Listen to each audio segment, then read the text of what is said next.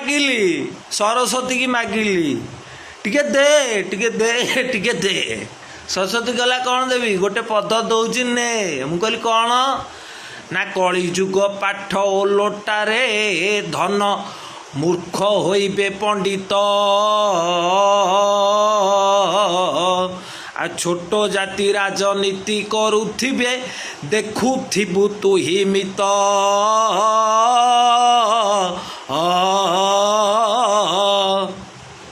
ସରସ୍ୱତୀ କହିଲି ମାଗିଲି ସରସ୍ୱତୀ କି ମାଗିଲି ଟିକେ ଦେ ଟିକେ ଦେ ଟିକେ ଦେ।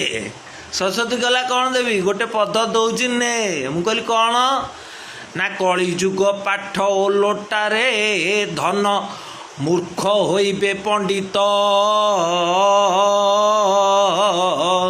ଆଉ ଛୋଟ ଜାତି ରାଜନୀତି କରୁଥିବେ ଦେଖୁଥିବୁ ତୁ ହିମିତ।